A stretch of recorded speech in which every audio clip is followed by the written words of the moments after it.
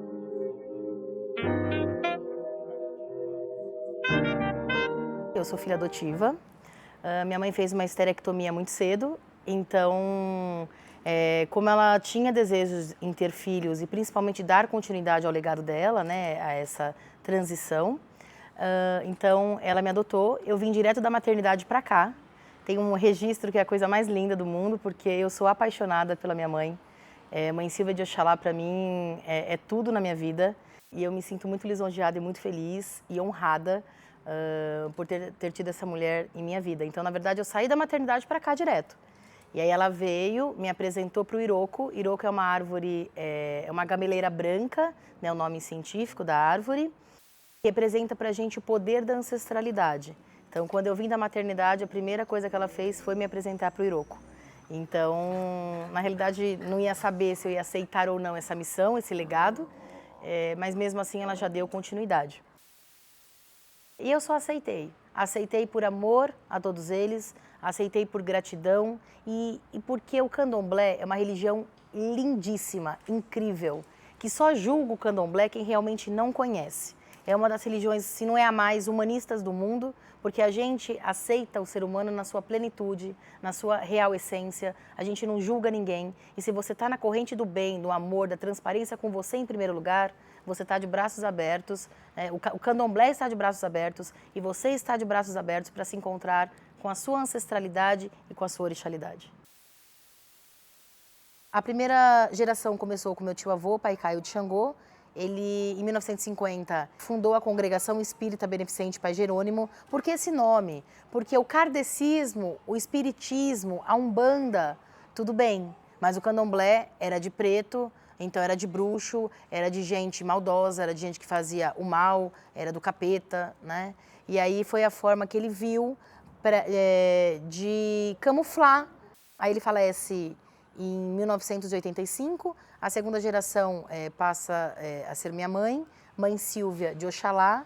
Ela assumiu em 1987 e ela falece em 2014 e a terceira geração inicia comigo em 2014.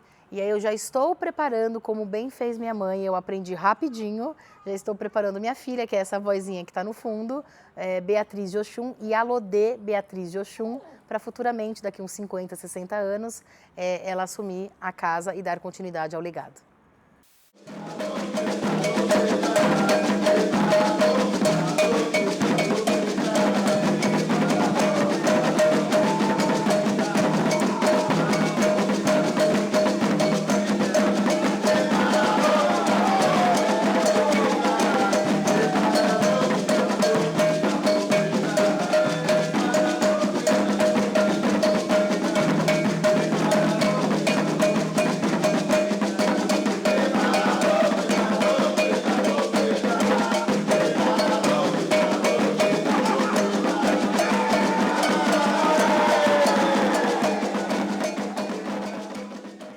Então, quando meu tio-avô ele fundou a Congregação Espírita Beneficente Pai Jerônimo, em 1950, o candomblé era proibido no Brasil.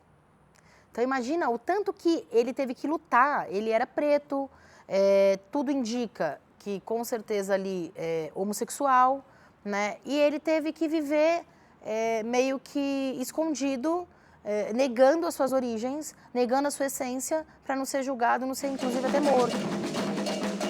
Quando vocês entram no barracão, a primeira coisa que vocês olham de cara é um Cristo gigante. Esse Cristo, na época, foi um político que falou para ele, Pai Caio, coloca, porque se a polícia invadir, ela vai invadir e vai dar de cara com o Cristo e vai falar, ué, mas eles não acreditam assim no demônio, não são tão bruxos assim.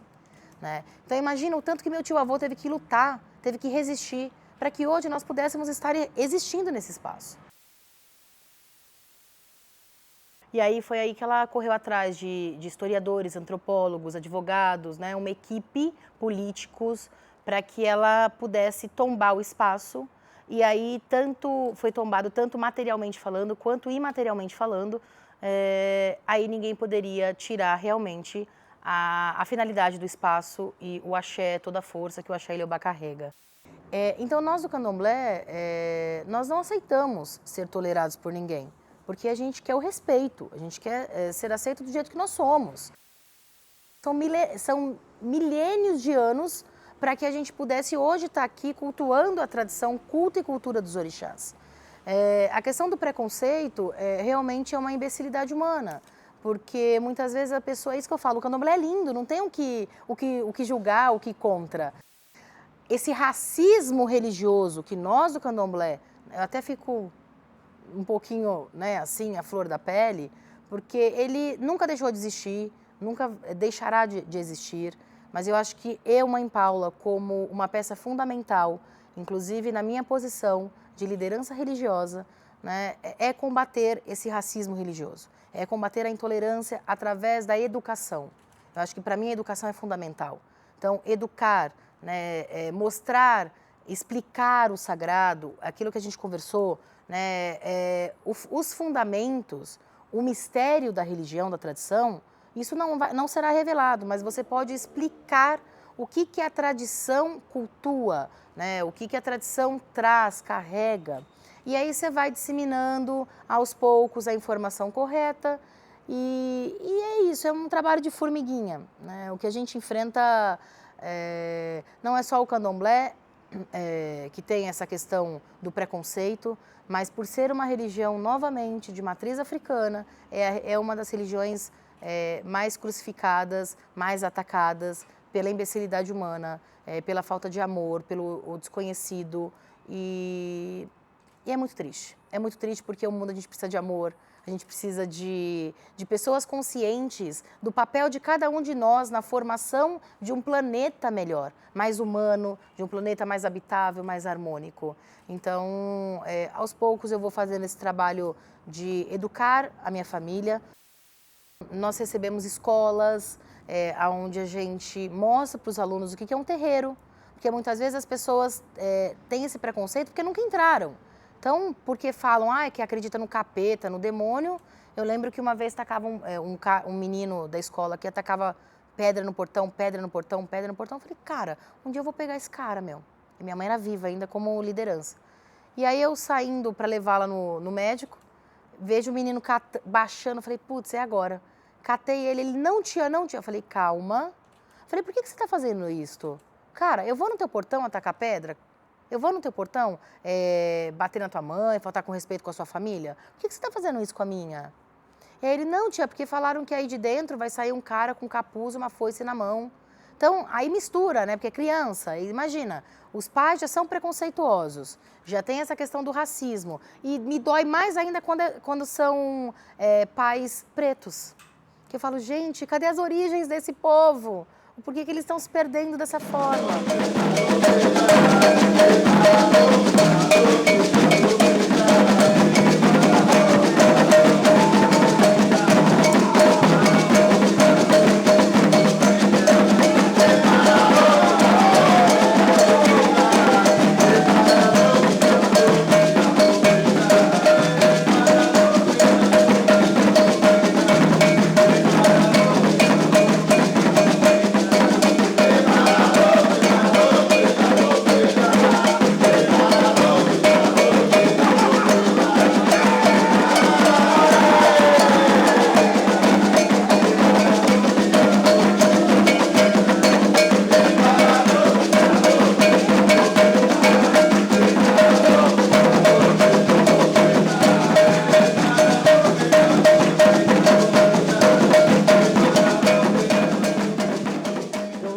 realizada como Elorixá, sou realizada como pessoa.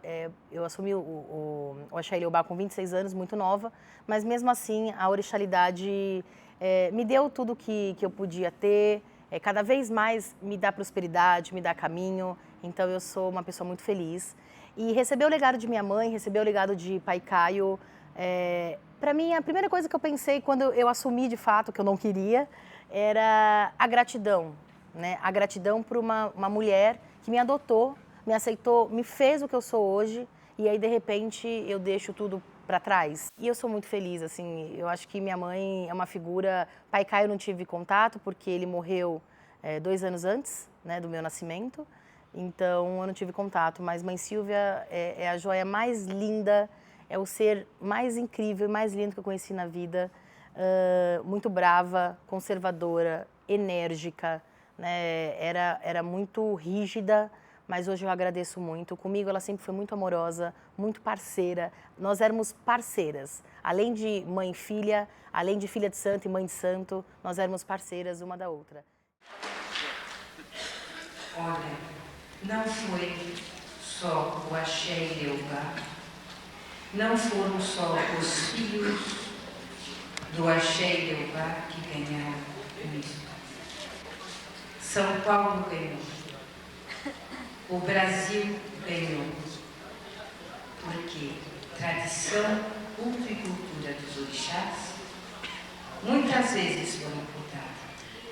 O próprio fundador desta casa sofreu enésimas soluções de continuidade devido à sua dedicação plena. Olha, a essência do candomblé, o mistério do candomblé são coisas incríveis e eu acho que é uma das coisas, assim, é isso que é o mais lindo na religião, né, na tradição, né, aonde você tem, tudo tem o seu tempo certo, tudo tem sua fase, tudo tem o seu momento. Então, desde quando você conhece um terreiro, quando você é adepto, depois você vira simpatizante, depois você vira consulente, depois você vira Bian, que é um novato, depois você entra na tradição, se raspa, né, vai iniciar no candomblé, na religião, né, você vira um Iaô, depois você vira com 7 anos um Ebome, né, e por aí vai trilhando o seu desenvolvimento na orixalidade.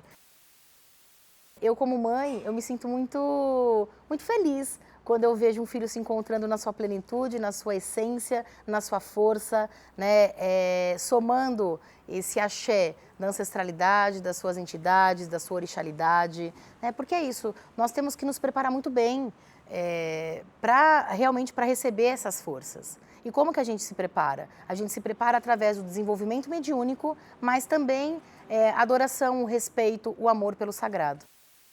Eu também, desde pequena, minha mãe me preparou nesse desenvolvimento e as coisas acontecem no tempo certo, porque eu vejo muita gente também numa ansiedade de incorporação, né, e muitas vezes a pessoa não está preparada para aquilo, não tá preparada psicologicamente, não está preparada na espiritualidade, não está preparada com ela, e no candomblé tudo é mágico, porque tudo acontece em sincronicidade com o sagrado, não tem como, as coisas não acontecem fora do tempo correto.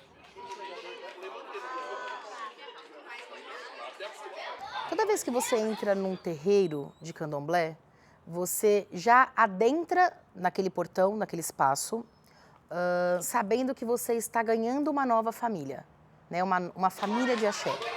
Então, tem gente aqui que tem suas famílias particulares, famílias, né, na parte civil, e tem outras pessoas que não. Outras pessoas têm somente a família Axé Ilhéubá, né? Então, eu acho que esse individualismo, esse egocentrismo, essa coisa do tudo meu, só eu que tenho direito, né? No candomblé, quando você entra para dentro do terreiro, isso tudo perde a forma, porque nós pensamos totalmente diferente. É tudo o coletivo, sem esquecer da individualidade de cada unidade. Então, todos nós somos uma unidade num terreiro, mas essa unidade completa um todo e esse todo fortalece tanto a parte em si do terreiro, quanto também cada filho de santo, cada componente.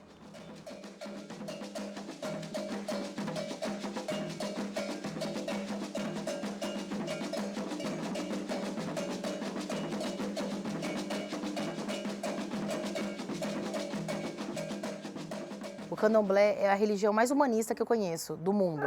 Então, é isso. São meus cachorros, são meus gatos que interagem com os orixás, e os orixás dançando, com as crianças correndo. Eu tenho uma bebezinha que ela já é iniciada no candomblé, ela tem um cargo de Alodê, e Alodê é um cargo que geralmente a gente dá para filha de Oxum. Ela é filha de Oxum com Xangô. E aí é que carrega todos os segredos e os fundamentos do quarto de Oxum e tudo que é ali ligado a esse orixá.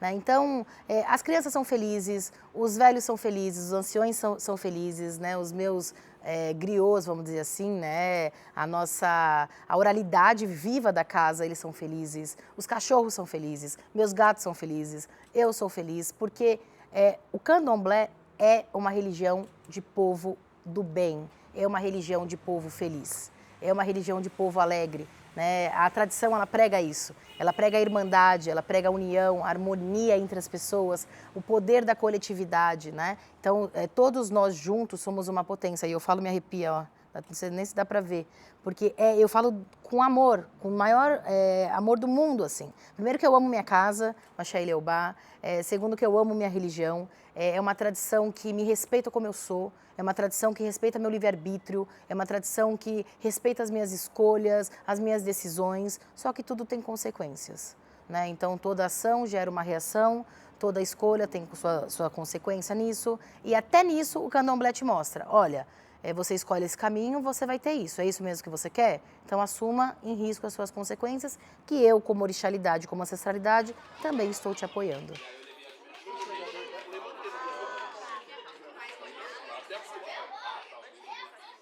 No candomblé, nós cultuamos a natureza, né? Então, para nós, essa questão ambiental é muito preocupante, porque é sagrado. O ambiente é sagrado. A questão ambiental, para nós, é sagrada, né? Os orixás, eles envolvem essa conexão com os elementos da natureza. Então, desde sempre, nós do candomblé, nunca deixamos de cuidar do ambiente, de cuidar da natureza, de cuidar de tudo que se remete à ancestralidade e à orixalidade, porque é assim que a gente aprende desde sempre, né? Mas eu acho que o ser humano ele precisa ser mais amável, se respeitar mais, saber respeitar o próximo, porque é muito fácil eu ser de uma tradição, de uma religião, né? E simplesmente por certos dogmas ou padrões eu acabo sendo uma massa de manobra e desrespeito o meu próximo. Então, por exemplo, o evangélico, quando ele me ataca, ele está se desrespeitando pela unidade e pelo coletivo. Porque no mundo, no planeta, todos nós somos iguais, com opiniões diferentes, com escolhas diferentes, com divergências diferentes.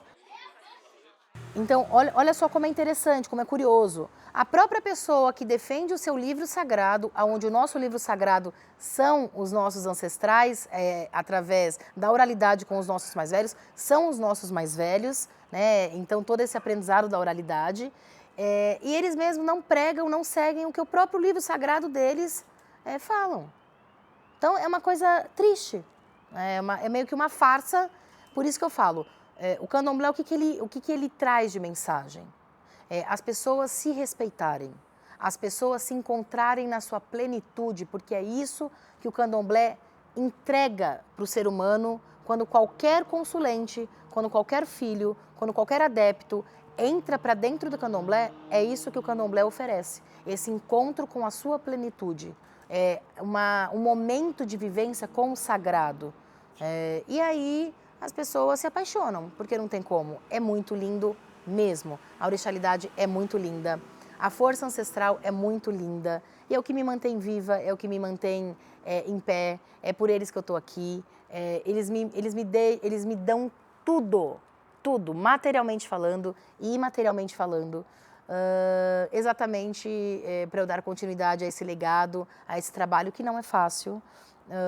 Ser Yalorixá, para mim, é uma vocação, é um dom, mas ao mesmo tempo é isso. A gente abdica da vida da Paula, muitas vezes, para estar por inteira na vida pro sagrado, né? Para a orixalidade e para a ancestralidade.